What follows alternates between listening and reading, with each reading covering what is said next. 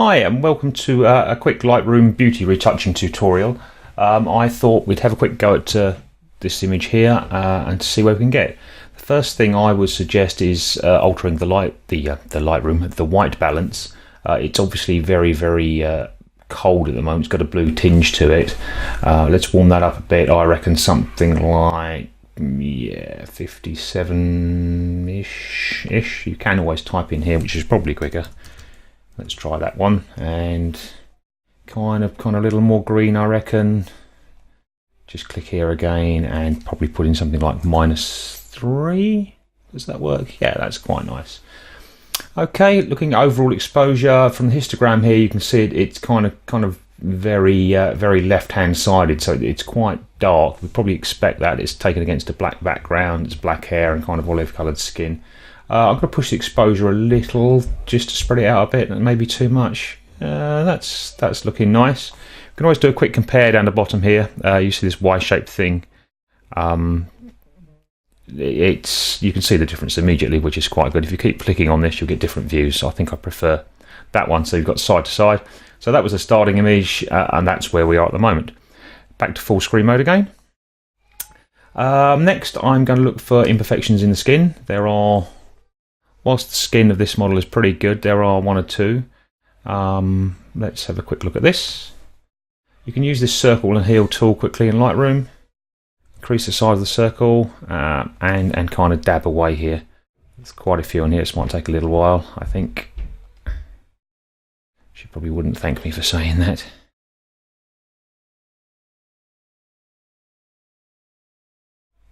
Increase again. You can use left and right square brackets to increase and decrease the size of the brush. Okay, one there, one there, one there, one there, one there. Let's keep working around. There's a bit of makeup sticking up here. Just touch that. That's gone. One there, one there. Anything else that's obvious?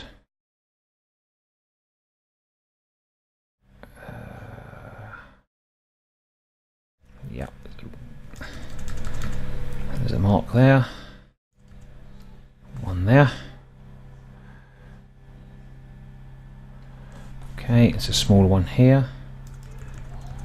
It's best to kind of decrease and increase your brush sizes accordingly, so you get fairly tight to the size of the blemish. It's also worth checking shoulders, arms, and things like that.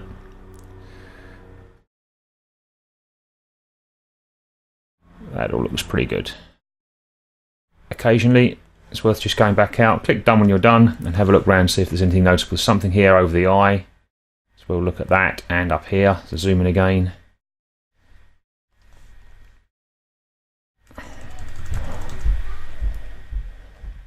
There, and I think it was that one there probably.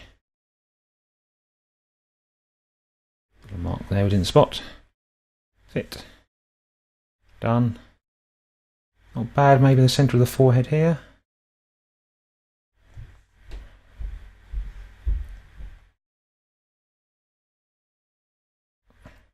Actually, I'm going to delete that and try again.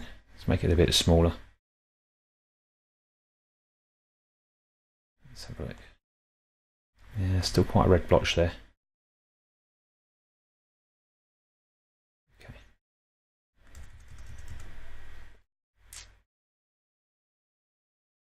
You see, as you drag this around, you're replace it with different textures. Okay, that's a pretty good match. Hit done. And yeah, that's pretty good. I'm pretty pleased with that.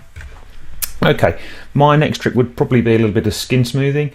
Clicking on the brush here, you'll see a softened skin brush. This is pretty good in Lightroom. I'm pretty impressed with this, I must say.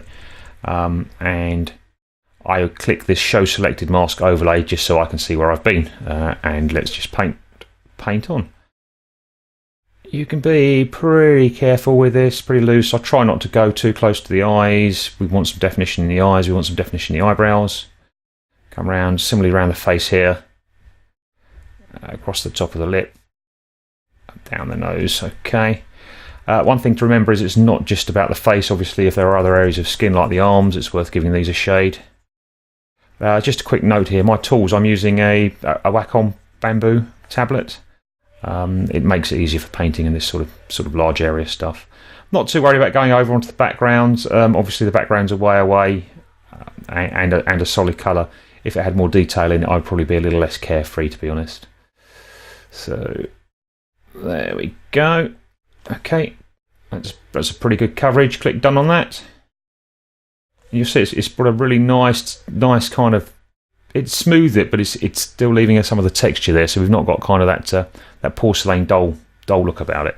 Again, just do a quick before and after, and you see how things are improved quite dramatically there. Okay, what do I do next? Let's have a look at the eyes next. Do a couple of things with the eyes generally. Again, back to the brushes, soften skin. There's an iris enhance, and literally blow it up to the size of the eye. Paint it on. Next eye. Paint it on. I'm taking a bit of a gung-ho attitude here and just kind of slapping stuff on. You may want to tweak some of these parameters. It's possible to give people kind of devil eyes and stuff, and that really is not a good look. So by adjusting the clarity and the saturation sliders here, you can pull things back if you think it's too much. Click done on those. I think that enhances pretty well. It's pretty nice. Next, I'd move on to whitening the eyes. So again, another brush. Use teeth whitening. That works a treat. What this actually does is desaturate, and again, be really careful here to not make things bright white. It kind of adds to the whole devil eye effect, unless that's the effect you're after, of course. So saturation, the standard saturation of about -63 is pretty good, to be honest with you.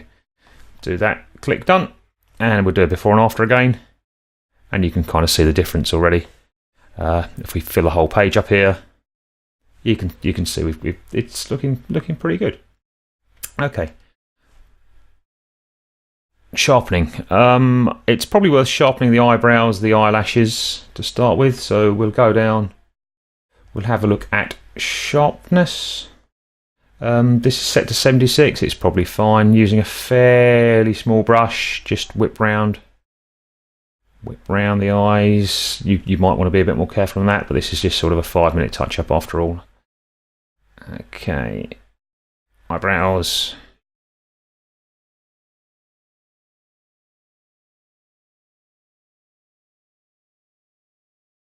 And again, a quick flick around the lashes. Okay. You may want to sharpen the lips a little, just bring a bit of texture back in the lips. Just quickly over the lips again.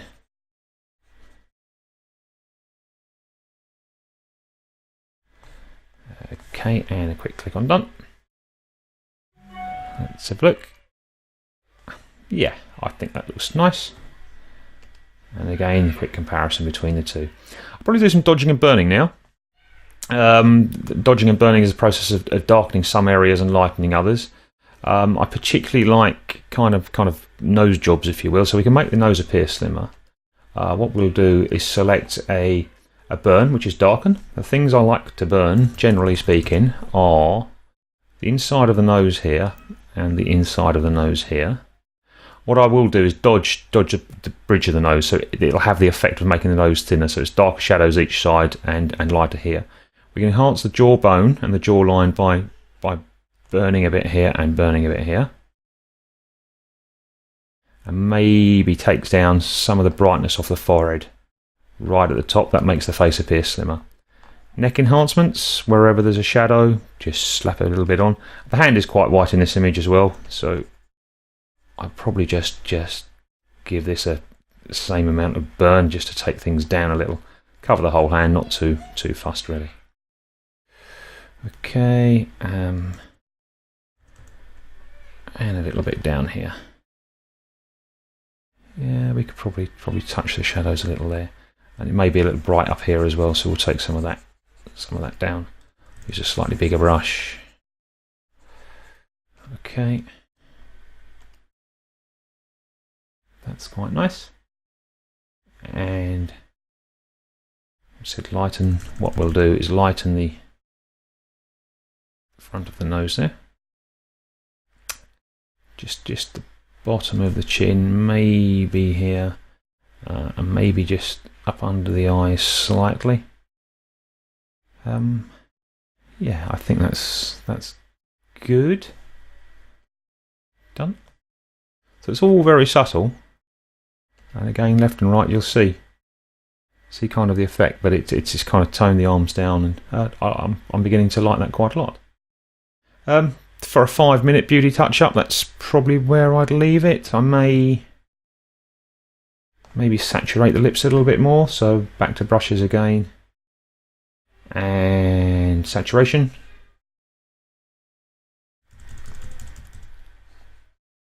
Again, just boost the lips a little.